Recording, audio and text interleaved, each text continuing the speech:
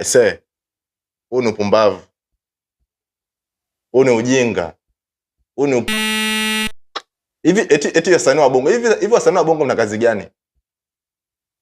Mnafanya nini nyie kwenye yani nyie sanaa nyie mnaifanyaje? Yani tuongee tu leo. Sanaa yenu nyie ni kuongea, kufanya si vitu gani ndio mnachokijua? Haiwezekani eti aongelee Diamond peke yake Bongo zima. Yeye kashamaliza. Nyie mnafanya nini? Hivi nyie mnafanya nini? Hivi anaangalia mtu mmoja Diamond. Yule ni level nyingine, sio level zenu big. Haiwezekani Diamond afanye vitu afanye mtulie eti nyie mnapoa eti mnasema sisi sio vitu vyetu. Eti sisi hatupendi mambo ya kuzungumziwa vibaya. Sisi watu wa kuongea. Hii ni entertainment kweli? Entertainment is not real life. Entertainment is not real life. Kinachoonekana hapa sio cha kweli. So what is meaning of music? What is meaning of industry of entertainment in Tanzania? This is fucking music industry na wasanii ni wapuuzi. Tuna wachambuzi wanaongea waambii sijui huu ni ujinga. Bro.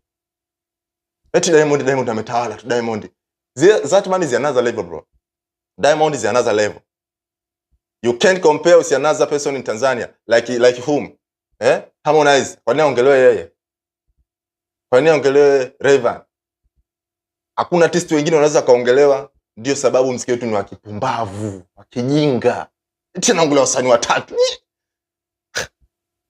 Kama unaloga kalogeni. Bigi, kama unaenda huku nendeni. Bigi, kama unaingia huku ingieni. Kama ndo mnasema ndo hivyo. Lakini huo ni upumbavu. Haiwezekani eti aongelewa wasanii watatu Bongo nzima.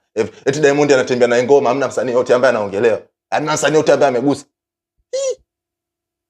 That is another level, is true, but hakuna mtu mwingine anakutengesha hichi. Bro, wasanii mnatuzina feli kikubwa sana. Gen Z ambao wanakuja, bro, hebu tafuteni njia au kocha kufuata hizo njia ambazo wamepita. This is another level, man. This is another way. We need to cross another way. Acha kwenda njia hiyo moja. Bongo mnafuata njia moja, wasanii wa Bongo mnafuata njia moja. Kunja. Tera, man. Wachambuzi kila siku wanaongea.